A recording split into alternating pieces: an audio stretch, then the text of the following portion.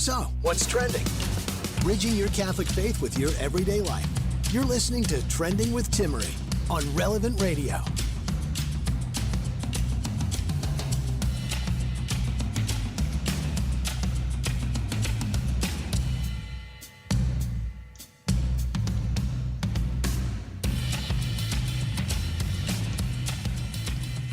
It's our weekly happy hour here on Trending, and we are going to be diving into everything from the defamation case between Johnny Depp and ex-wife Amber Heard, the trial that's been ongoing. Everyone's talking about it. We're going to dive into 10 practical ways, and when I say practical, it's so simple you shouldn't even have to be told, but we can spruce up with some reminders. And believe it or not, it's fascinating to see how happiness ends up on this list having to do with religion. I'm joined this hour by Dr. Leonard Sacks. He's a both practicing medical physician as well as a psychologist and research psychologist, double doctor here. And he's written a number of books from parenting to also 2 books that include Boys Adrift and Girls on the Edge. And he confronts the crises that young boys and girls are going through. He's seen this in his medical practice and in the psychology world. As we know, depression, anxiety, it's a real problem for adults and for teenagers and children today. What's going on? Well, this all has to do with our happiness. And so I wanted to pick up a rather heavy topic today, and that is whether or not social media is actually making us happy. And I think we'll take that deep dive by really looking at its impact on teenagers and as well the focus on girls in particular, and really look at some of the resources and concrete ways that we can find solutions to help teens become well developed and mature teens that enter into adulthood that are balanced when it comes to the way we use technology, but more importantly, the way we view ourselves, the way we interact with our own sexuality and those of others, and how we comport ourselves based on how comfortable we are or are not in our own bodies. This is all about this identity crisis and dilemma we're having in the culture. And so joining us now, as I mentioned, is medical doctor as well as a research psychologist, Dr. Leonard Sacks. Dr. Sacks, welcome back to Trending. Thanks for inviting me. I really wanted to dive into this topic after having read portions of your book, Girls on the Edge and Boys Adrift. You dive deeply into the crisis of what many young people are experiencing, from the gender dysphoria that has suddenly, seemingly popped out of nowhere the last 5 years, to the severe anxiety, depression, ADHD, and ADD diagnoses. And I'd like to dive today specifically how this all relates to social media use and how that impacts teen happiness. Okay. So teen happiness. Scholars, researchers in the United States have been looking at this now for many decades, and we've got lots of good data sets where the researchers interview kids coast to coast and everywhere in between with standard and validated questionnaires to get a sense as to who's feeling sad, who's feeling hopeless. And this goes all the way back to the 1990s. And what you see is pretty much a flat line, noise around a flat line for both boys and girls from the early 90s right through about 2010. And then beginning around 2010, 2011, 2012, the proportion of teenagers who said they feel sad or hopeless or thinking about suicide, it starts to shoot up. It shoots up very steeply for girls, and it rises slightly for boys. But for the last 10 years, and there's no taper in this trend line, the rate at which the proportion of girls saying they feel sad or hopeless is just skyrocketing. And as I said, there's no taper in this trend line. And it began before the pandemic. You know, there's been a million articles over the last 2 years about how the pandemic is creating this crisis in mental health. But if you look at the trend line, there's no change in the slope. The rate of rise has not changed as a result of the pandemic. It's just attracted more attention. And, you know, there's a cover, front page 1 of the New York Times 2 days ago was titled "It's a Matter of Life and Death," referring specifically to this skyrocketing increase in depression among teenage girls in the United States, going up and up and up without a trend line, without any taper in that trend line. And sometimes people will say, well, maybe it's just because kids are feeling more open. Maybe it hasn't changed that much. They're just more willing to talk about it. But the evidence really suggests that's not the case, because you look at objective measures like who's being brought to the emergency room because they just slashed their upper inner thigh, who's committed suicide. We see the same rise among girls over the last 10 years. So this is real. We're seeing, you have to use the word crisis, a crisis of exploding anxiety and depression among American teenage girls. So, okay, well, what happened 10 years ago to start driving this, and what has happened since? And this is where researchers don't agree. But I'm really persuaded by the arguments made by, among others, Jean Twenge, who I regard as the leading researcher in this area. And she's really made the case very powerfully that social media is what's happening. Instagram launched in 2010. By 2012, it was ubiquitous. By 2012, more than half of American teenage girls were on Instagram. TikTok has now displaced Instagram, and TikTok in many ways is worse. And we can talk about that if you like. But the evidence is compelling that social media is driving this rise. Social media is the key factor driving this. Now, do we know that for sure? Could there be some other factor? Well, sure, actually. In my book, Girls on the Edge, that you mentioned, I talk about 4 different factors that I think are contributing to this rise. But social media, I think, is the leading factor. The driving force. And, someone could say, oh, well, kids have bad social skills today. Oh, why do they have bad social skills? Kids have bad body image views today. Well, why do they have bad body image views today? A lot of it connects back to the social pressure that is occurring on social media in particular. I'm a millennial. I grew up as social media was becoming a thing. I was stereotypical, signed up for a MySpace account before I should have had a MySpace account, because that's what you did. You lied about your age and you got your MySpace account. And same thing with Facebook. And so I remember growing up with these things that were very novel, and they were things that as a teenager I was using among not my peers as much, but people much older than me. And thankfully, my parents, were aware of everything, and there was that navigation, but it was brand new. And today we don't just have a MySpace. We don't just have, oh, okay, now there's a Facebook and no one uses MySpace anymore. Now it's a new social media technology after another that is being released. There are multiple profiles. You may think that you have your teenager's profile and they have another profile that they've created in the same type of social media program. It's hard to control and contain, but the crisis for young girls today, Dr. Sacks, is so intense. Girls have this message that they are being fed in, I wouldn't just say young girls, but young adults and all the way, all ages for women believe that today the pressure is so severe. You have to perpetually be 1, hot, and 2, available. And this is how we view our value, no matter what state in life we are in, unless we are trained and come to understand otherwise and continue to hear that voice that it's not, whether you're hot or available that defines who or what you are. And so what you have touched on is so important. I'd like to hear the connection with how specifically TikTok has become so dangerous for teenagers. If you could share a little bit more about that. So I just wrote an article on this for the Institute for Family Studies about TikTok, that TikTok is a game changer.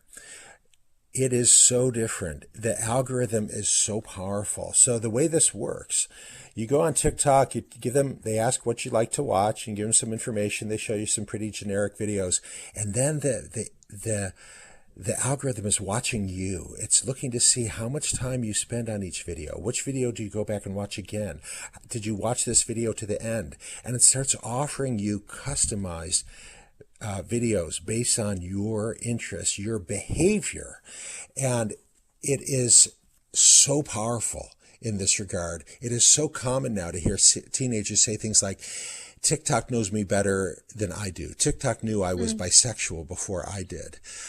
It's showing you things you really want to see that maybe you didn't realize you wanted to see. And it is addictive. Now, I'm a family doctor. I'm also a PhD psychologist as well as an MD. I've counseled many people over the last 35 years struggling with addiction. And I'm telling you, TikTok is addictive. It is so powerful. The difference between TikTok and Instagram is kind of like the difference between heroin and a candy bar. It is so powerful. It sucks these kids in. And the nature of an addiction is loss of control.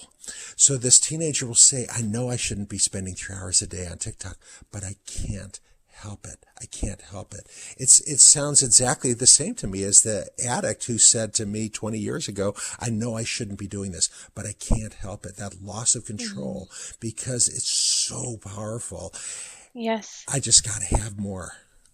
And it's interesting you mentioned this addictive dimension, because I remember about maybe 8 years ago when I was debating with many people in a very faith-based setting, who agreed that pornography was wrong, but would not concede that it could be addictive. And as we all know, the data, the science is more than clear, more than available today, even than it was 8 years ago, although it was already there. Well, social media is the same, and it is created intentionally. They have addiction experts who come in and help develop the programs and the software, who are experts in human behavior and addictive behavior patterns. And so it's interesting when people don't realize it's not just addictive for a teen, it's addictive for an adult. I think that's clear in just our inability to put down our phones today or even be aware of our own behavior. But when you give that to an adolescent whose brain is not fully developed, it's even more dangerous as they're developing their sense of social skills, as they're developing their sense of self-knowledge. Can you speak a little bit to some of the brain science of why this is more dangerous for them?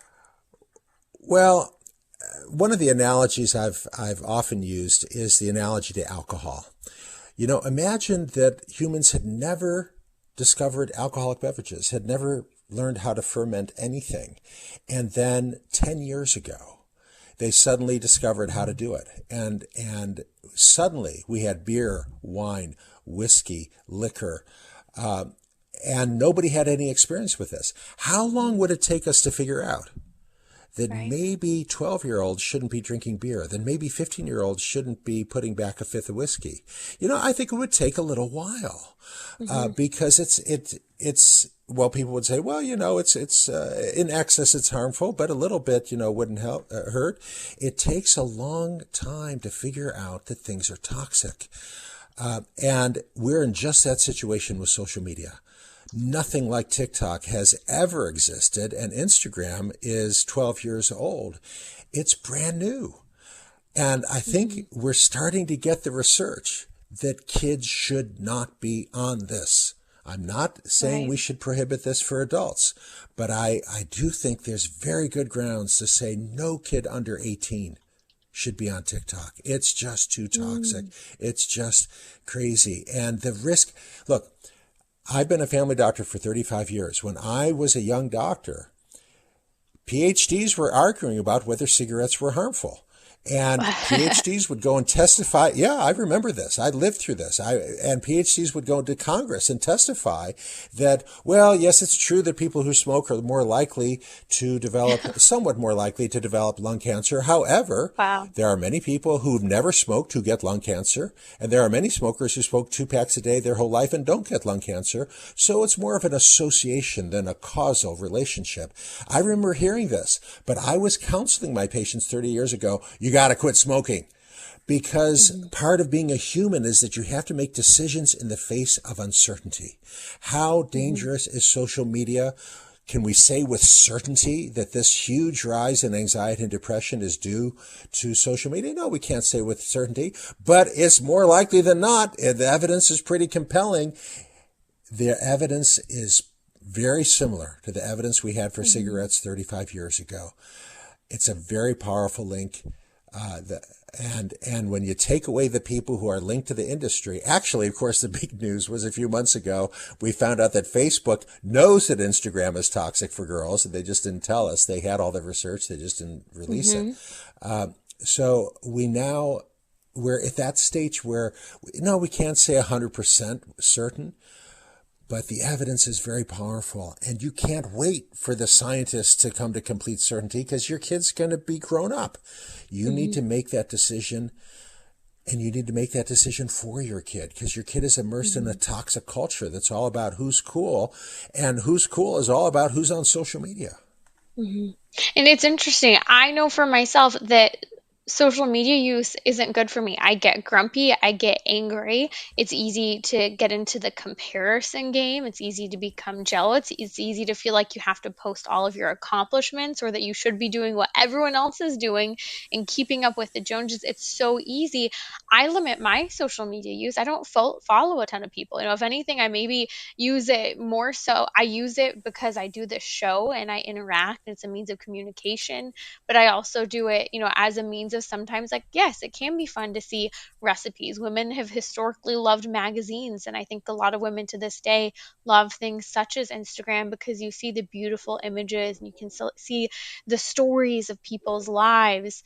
But that said, I know on a personal level, I can't handle much of it. I have a 5-minute timer set on my phone that blocks the app after that because it's not good for me and I'm an adult. And so this is one of those moments, Dr. Sacks, where I wish that we wouldn't be battling so much over, well, what if my kid, doesn't learn how to use the technology, or what if they're behind? But it's following common sense of having that balance, having a means of knowing your individual child and how to introduce it.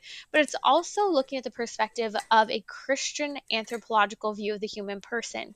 And I think that sometimes that's the difficulty when it comes to social media, is we would like to believe, and especially as Americans, that we should be free to do anything, to work it out on our own, to find that balance. But there's a difference between, as we said, an adult and a child learning how to use an addictive technology or cigarettes or alcohol.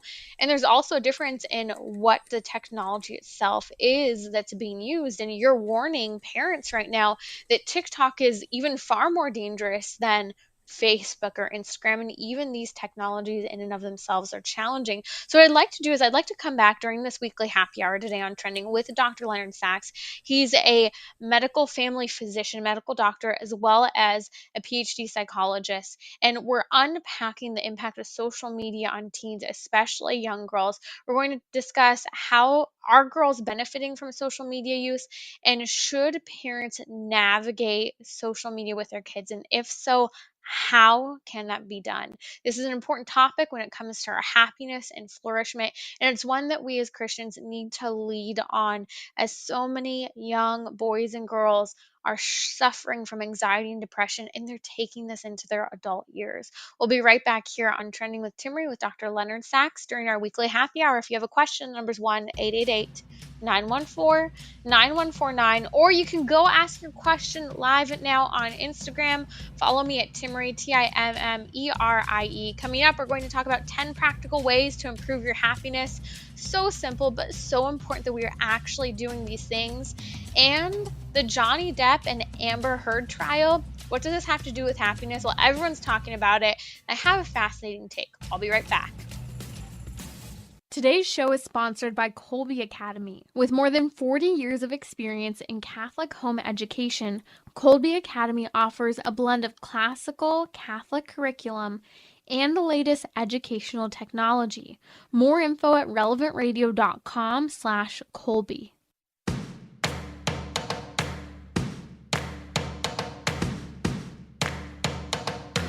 Bridging your Catholic faith with your everyday life. You're listening to Trending with Timmery on Relevant Radio. Call Timmery at 1-888-914-9149. Here's your host, Timmery. It's our weekly happy hour today on Trending every Monday. Ultimately, we're cutting to the crux of our societal challenges to dive into what will actually make us happy. And one of those crises we're experiencing has to do with social media. As adults, we're seeing an increase in anxiety and depression, especially among millennials who grew up at the forefront of the latest technologies and the first technologies when it came to social media. And we're seeing that the younger generation, Gen Z, is not faring any better. And so, joining me to dive into this topic is Dr. Leonard Sacks. He's a family physician as well as a PhD psychologist. He's written a number of books, including a book called Girls on the Edge and Boys Adrift, two separate books diving into the crises of our young boys and girls today. And we've been talking about social media, especially warnings surrounding TikTok, but I want to touch a little bit more on how girls are interacting with social media, Dr. Sacks. Are girls benefiting from social media use? If not, what's happening? What are key areas that we need to understand are impacting young girls? Well, social media can be used as a tool, and sometimes the girls say, hey, I just want to text my friends, and on social media it's very easy for me to create this defined group of friends and invite them to a party. And I don't have a problem with that, but my concern is the growing number of girls who are not using social media to facilitate their social life in the real world. Instead, the social media has displaced their social life in the real world. And again, the researchers are finding that American teens are hanging out with other teens in the real world much less than they were doing just 10 years ago. Instead, they're sitting at home in their bedroom looking at a screen, and they think it's the same. It's not. We're humans. We're not computers. We need the warmth of another human body. We need to be breathing the same air together. Kids need that social interaction, and they're not getting it. They're increasingly staying at home in their bedroom. The proportion of kids who are going out on dates has gone way down. The proportion of kids who are gathering for a party has gone way down. We've got good data on this because the social media is crowding out the real world interaction. And this is where parents have to step in and limit and govern and guide their kids' use of social media and say, hey, 20 minutes a day max on all social media combined. Again, parental monitoring apps makes this very easy to do. I encourage parents to install parental monitoring apps. There's so many good reasons to do that. One is that the cool thing to do right now, if you're an American teen, is to create 2 TikTok profiles, one that your parents know about. So TikTok has a program where you can follow what your kid is doing on TikTok, and kids will create one profile where they're watching cute babies and cats doing tricks. And that's the profile that you're following. And then the other profile is the profile that's the one they're really caring about losing weight and looking hot. Parents don't even know that second profile exists. And parents will say, my daughter would never do that. My daughter would never deceive me that way. She would never create a second profile. You're wrong. You're wrong. I've seen this so many times because look, your kid is immersed in a toxic culture. And if all her friends are saying, hey, come on, it's so easy, just create another profile. What is your daughter supposed to say? Oh, well, I'm too virtuous to do that. That would offend my modesty. Come on, it's ridiculous. You have to allow your kid to say, hey, my parents have installed this evil parental monitoring app. They're going to see everything I do. You have to install one of these apps. The app, people who these apps work, and parents will be like, oh, come on, my kid will just find a way to get around the app. Look, these apps they know what they're doing. The apps are very powerful. And again, if you go to my article on TikTok, just Google my name and TikTok, you'll find it.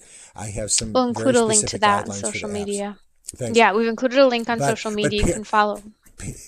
Parents have to have the courage to do this. And when parents push back, it's often because they're afraid. And I understand that because their kid will say, everybody's on TikTok. How can you tell me not to be on TikTok? Everybody's on TikTok. And what I say to the parents, Romans 12, do not conform to the pattern of this world, but be transformed by the renewing of your mind. Part of being a Christian is having the courage not to follow the lemmings over the cliff. And what we're seeing right now is this social media is driving kids over a cliff. Look, even the New York Times has come around on this point, to recognizing that this is a matter of life and death. And you can't expect your kid to be the weirdo who's going to say, well, I'm not going to do this because it's going to offend my virtue. You, the parent, have to be the strong parent so that your kid can say, yeah, I know all you guys are spending 3 hours a day on TikTok, but I can't because my parents have locked down my phone with this app. It's a level of accountability that is so important that kids have, but it's also, as you said, the kid can blame their parent. They don't have to seem like the social Yes. outcast saying, "Oh, this" or "Oh, that." My parent, and the reality is that studies show over and over again, kids actually do like boundaries. Kids actually, they might fuss, they might be jerks about it. The teenagers are so difficult, and every parent should be pitied who's dealing with a teenager. But the reality is, at the end of the day, they're grateful, and especially in hindsight. There's a story in your book, A Girl's on the Edge, that you tell about a young girl who's encouraged to take some sort of nude or risky photo with another girl, but she's able Yes. to use her parents as an out. Can you share that story? Well, sure. A girl said, hey, how about I take some pictures of you taking your clothes off and you take some pictures of me taking my clothes off and we'll send them to our boyfriend. Again, what is this girl supposed to say? No, I don't want to do that. It would offend my modesty. But what the girl could actually say is, hey, my evil parents have installed this app on my phone. They're going to see every photo I take before I even do anything with it. And if they see anything inappropriate, I lose the phone. And that girl didn't want to do it. But by the app being on her phone, it gave her an excuse not to. Now, another parent, when I shared that story, the other parent said, well, why didn't they just use the other kid's phone? Actually, neither of them really wanted to do it. They're stuck in a toxic culture. American popular culture now pushes girls to send these photos to their boyfriends. And boys are asking for them. And girls don't know how. Researchers at Northwestern interviewed teen girls and asked them, why are you doing this? Well, why do you send the boy these photos when he asks for them? And the girls say, number one, they have no idea how to say no. They have no idea what to say to the boy. The American popular culture, look, Cardi B, Megan Thee Stallion, these are girls who boast about, I don't know if I can use these words on your show, but they describe themselves using words that you can't really use on a radio show. And the number one video in the United States, girls who present themselves as immoral and promiscuous, as being a cool thing to do. How is your daughter supposed to say, no, I'm not, I don't want to send you that picture? The boy's going to say, what's your problem? You're a prude or you're in kindergarten? That is not what cool American girls do. This is an immensely toxic culture in a way that it was not 10 or 20 years ago. And again, this is part of what's driving this explosion in anxiety and depression among girls. Parents have to be the tough guy. Parents have to have the courage. And in your book, you share that story where that instance comes up. The kid says, just like you said, I can't. And my parents monitor my phone. The other kid didn't really want to do it, and then the other kid ends up saying to that, "Wow, I actually wish my parents cared for me like that. Like had Yes. that level Yeah. of monitoring and supervision." I think that's very profound for people to hear. Yeah, not all kids are going to have that response, but kids understand when a parent, is having that level of supervision. They often do understand it is out of love, even if they complain and act otherwise. Yeah, as you just mentioned, the end of that story, the girl who had proposed the striptease, when the girl I know said, no, I can't do that because my parents will see every photo. They see every photo I send. It goes immediately to their phone and to their laptop before I do anything with it. As soon as I take it, the app sends it to their phone and their laptop. And the other girl said, wow, she said, I wish my parents cared about me that much. They have no idea what I do with my phone. And the striptease did not happen. So again, even this girl who had proposed the striptease didn't really want to do it. And that's one of the weird things about this culture, that girls feel that they have to do this stuff. Again, we got some good studies where researchers have interviewed girls who are sending these obscene photos, and they've interviewed the boys. And you ask the boy, why are you sending this obscene photo of yourself? And the boy's like, well, because it's totally fun, dude. Yeah, it's great. I enjoy doing it. But when you Ask the girls. None of them say that. None of them enjoy Yes. doing Yep. that. They're doing it because they feel like it's their job description. Mm-hmm. It's your job as a parent to give your daughter an excuse to say no. We have a call coming in from Linda in Houston from Texas. She's a teacher and she's had a recent experience of what's happening with TikTok. Linda, welcome to Trending. What are you seeing happening? Thank you. I am seeing a lot of these challenges on TikTok where the students, I teach sixth grade, and they see these challenges and they actually try to perform them in the bathrooms where they'll start fighting each other when no one's around. And it's just, it's unsafe. Parents really, really need to monitor what their children are doing. And I just want to say that I do agree with you all, because as a sixth grader up to in their 20s, their minds and their brains are not fully developed. And this causes them to have that social interaction that is very negative, that's really bad. So parents do need to monitor. Yeah. Linda, what you're talking about is so important. This challenge going around where kids are encouraged and dared to beat up other kids. And as you said, it's happening inside the bathrooms at school, whether it's beating up other children or literally performing sexual acts with other people or with themselves. I mean, this is how bad it is. And this is leading to addictive disorders for teens. We're wondering, why is there this gender craze and disorientation? Well, social media is orienting children in a particular way. And I think that you can go so far, and I do believe it is true. It's a brainwashing. They want the algorithms. They work to keep the kids on as long as they can. And so this example from Linda in Houston about how TikTok, she's seen it used in her own school, is very important we understand.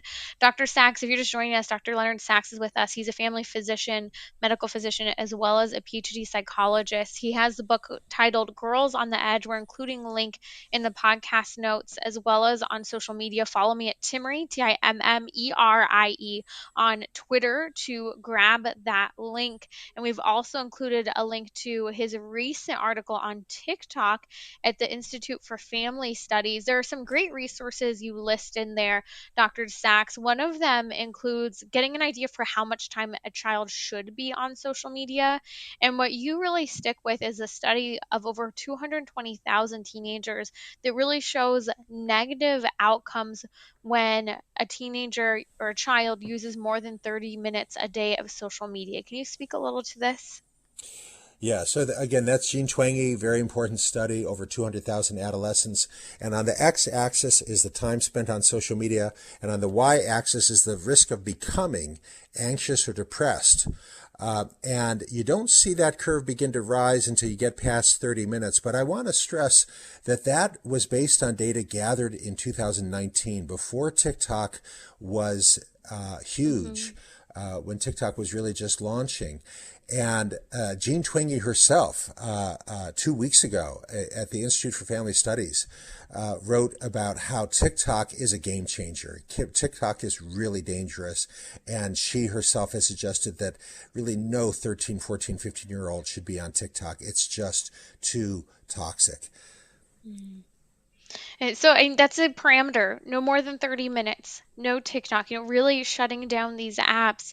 There are a couple resources you mentioned in your article at the Institute for Family Studies talking about digital monitoring apps. And I also read in your book, you say iPhones are not conducive with putting really, monitoring and accountability programs on. So you actually recommend an Android instead, because of the functionality of locking down that phone and having those parental monitoring apps. What parental monitoring apps, could you name a few that you're aware of? Well, sure. And again, in my article, Is TikTok Dangerous for Teens? I list them. So Bark and Circle and the Circle Home Plus device and the Canopy app are all specific apps that I have a lot of experience with. I've heard from a lot of parents who've used them. And you can use more than one. You can use the Bark app along with the Circle Home Plus device so that you're monitoring social media, email, web browsers, YouTube. You cannot trust the app. So like YouTube, for example, says, hey, you can install some limits on what your kid is watching on YouTube through the YouTube app. Well, you can, but that's browser specific. So you install it on Chrome, your kid can just switch to Firefox or Internet Explorer, and it's not there. That's why that's one of many reasons you got to have some kind of parental monitoring app that's looking across all the different browsers, all the different devices. Because again, so many parents have told me, my kid would never do that. My kid would never deliberately deceive me. Yeah, I'm sorry. They would, because their peers are all pushing them to do it. And it's not fair to your kid to expect them to stand up to their whole peer group and say, well, I could do this, but I won't because I'm too virtuous. You have to allow your kid to say, my evil parents have installed this app, so I cannot do it. I think that these are very important takeaways from limiting to just 30 minutes a day, no TikTok, having parental monitoring apps, not really possible on an iPhone. iPhones are cooler, but not really possible. Also, the Gab phone is a talk text only phone.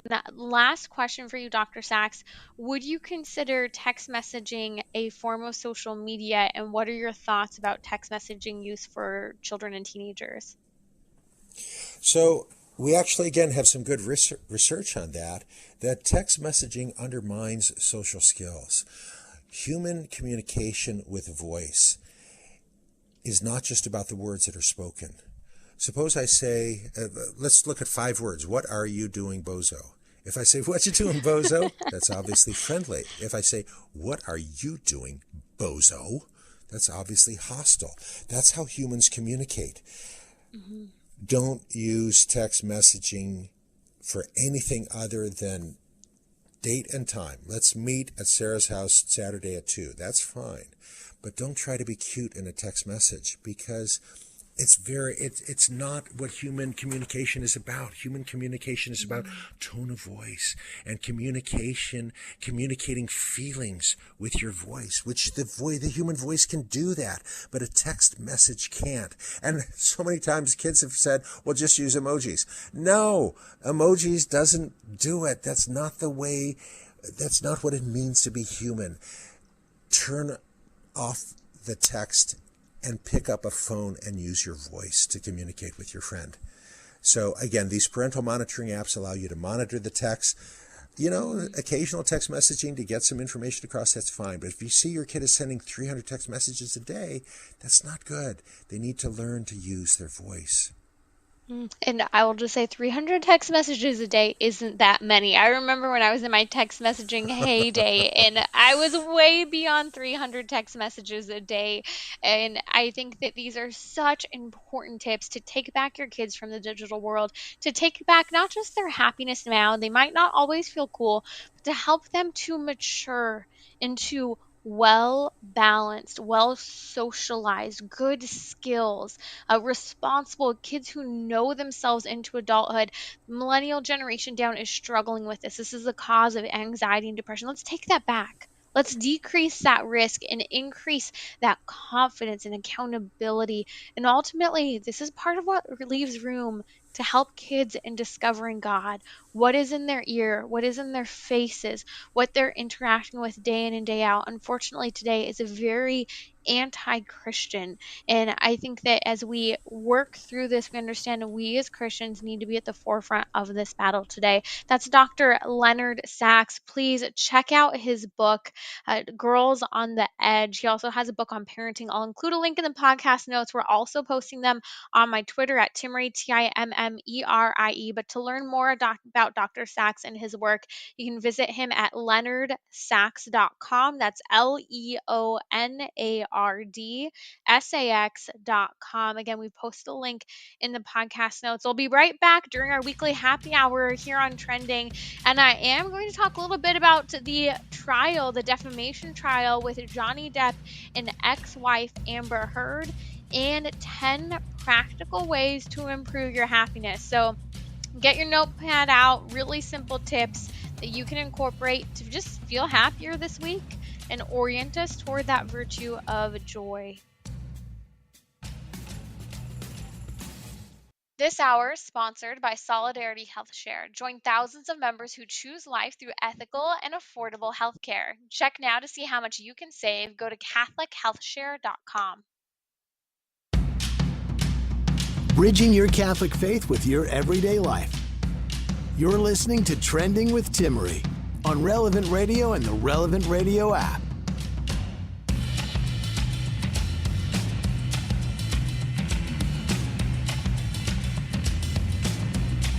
It's our weekly happy hour today on Trending, and I've been thinking over the weekend about the actor Johnny Depp and his ex-wife Amber Heard trial about defamation.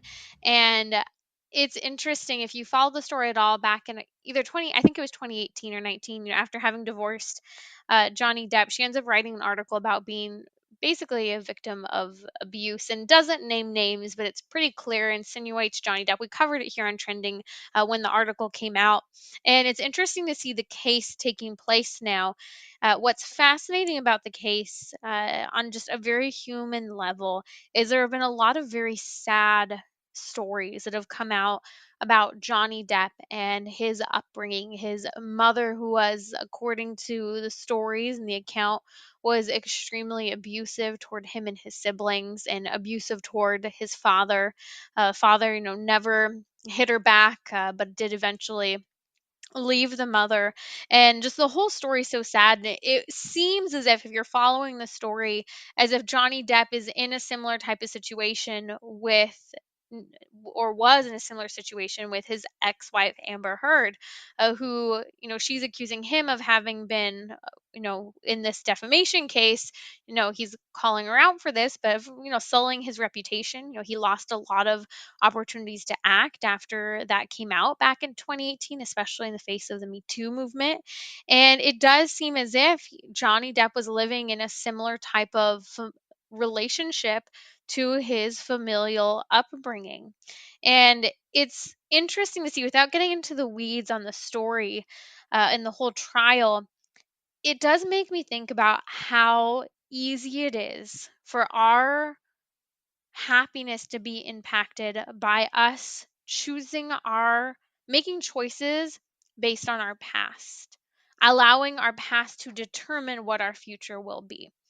And I think this is so important as people of faith, that we have these takeaways on cases such as these, that when you have faith and when you truly believe in conversion and conformity to life with Christ, to life in Christ, to life with Christ in heaven one day, and experiencing that already not yet, of experiencing heaven on earth, of living in a state of grace. When you ascend to in that level of faith and conformity to faith, and have that desire for God, God radically changes and transforms our lives, and helps us to not be defined, or for our future to be determined based on the horrific wounds that may have occurred in your past. And I look at the story of Johnny Depp, and his struggle and his difficulty with substance abuse, and how this started at a young age as a means of coping after how his mother coped with her own bad behaviors. And you follow the whole story, and you just see this profound and desperate need for healing. And I am all for therapy.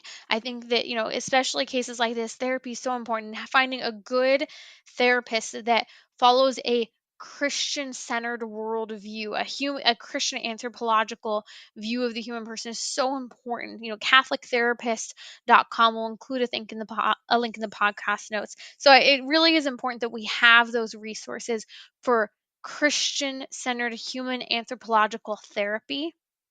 But it's also fundamental that we see and understand the power of prayer, that we see and understand the power of God's mercy the transformation that occurs in grace, in His grace, the abandonment of our now and our future, the letting go of our past, the purification and healing of both past and current and future relationships. In God, He is so powerful. He is our Father. He so fittingly, knowing the wounds of society, on the cross, the most loving and last act that Christ does last before His death is by giving us His mother and giving St. John, the beloved apostle, the only apostle that doesn't abandon Christ at the cross. He says, "Behold your mother." And to his mother, he says, "Behold your son." God knows the importance of healing those familiar relationships, those paternal and maternal relationships. And so, it's easy to look at the Johnny Depp and Amber Heard story. It's so sad. It's easy to, go through and feel bad for each of them and the choices they've made and how they've become, in some ways, you could say, the beasts that they've become or the sad stories that they are. But more than anything, we have to see and remember the power of God, of the power of prayer, the power of conversion, and the power of mercy that's available for Johnny Depp and Amber Heard in the midst of what they're experiencing. And it's available for you and I now. And this should be a call to conversion for each of us. That we might not have as messy of a lives as Johnny Depp and Amber Heard, but we need God's mercy. We need that forgiveness. We need that healing day in and day out to help us move forward toward Christ, to move forward in setting a good example for others, and seeing and witnessing and surrounding ourselves with other people who are going to set those good examples as well. And you can't get that outside of Christ. You can only get so far. That's why therapy, again, CatholicTherapist.com, we're including the link, is an important and very human part of the healing journey, but so is the power of prayer and the transformation of grace. You're listening to Trending with Timmery here on Relevant Radio. It's our weekly happy hour. If you have a question ever, topic you'd like to hear discussed here on Trending, whether it's a weekly happy hour, marriage hour, whatever day it might be, love to take your questions. I put a question box up on my Instagram. Follow me at Timmerie. That's Timmerie, so we can cover some of those topics this week. But what I want to talk about in our last few minutes together is an article I read recently at The Atlantic, 10 Practical Ways to Improve Happiness by Arthur C. Brooks. This is a top 10 out of 10 list that's gathered from an international team of scholars that tried to find ways for people to be happy. They ended up looking at 68 different ways. They asked 18 of the most distinguished and prolific academic experts in happiness. And they also show how these top 10 in this list actually compare directly to some of the top academic research coming out of UC Riverside, psychologists, as well as experts coming out from such as Gretchen Rubin. So listen to this, because this is something we're hearing universally across the board when it comes to happiness. Number one, invest in family and friends. The research is absolutely clear that while naturally in the 21st century, we love to buy things and we tend to think that buying things will buy us happiness. But the reality is that buying things, spending power, the spending capability doesn't make us happiest. Investing in family and friends does. And this is hard. And I think that this doesn't just come down to how many Amazon packages show up at your door each day. Hey, I'm guilty too. I prefer online shopping. But I also think that it has to do with lifestyle. Are we living beyond our means? Are we forcing ourselves into a certain income bracket or a certain neighborhood that at the end of the day is actually impacting the types of relationships we can have with family, friends, with our own spouses, with our own children? It's impacting even future relationships with meeting a spouse because of the way we are insisting on having a certain income level, that it's impacting our ability to invest in family and friends. I think that's a really important perspective to have in our ability to meet spouses and to have marriages thrive, relationships with children thrive, and friendships to even be able to flourish. And people say time is money today. Doesn't that speak volumes into how we view ourselves as a culture and how we tend to think that quality time spent with other individuals is a waste of time? The second of the 10 things, it says to join a club. Why? Because regular association with the same people over and over again actually fosters a sense of belonging. It's very good for us and protects against loneliness and isolation. Third, be active mentally and physically. We talk about this all the time on Trending. There are a ton of benefits to physical exercise. In fact, we'll include a link in the podcast notes to a whole episode I did talking about the hacks for how exercise actually makes us happier. It's fascinating science, really important. If you don't exercise, you should start. And actually, that's one of the other tips, get physical exercise.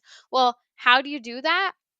Well, you need to know what type of exerciser you are. I talk about that in that podcast about exercise. So be sure to check out that link. If you're not a runner, don't run. I will never run, can't run, no thank you. But I'll do Pilates. I would not swim. I'd have fun swimming, but I wouldn't swim. And knowing what type of exercise you'll do is so important here. Another is practice your religion. And I think this is a really fascinating note because the author writes, it might sound impractical if you don't have traditional faith or practice it traditionally. However, for the purpose of happiness, religion can be understood more broadly as spiritual or physical path in life.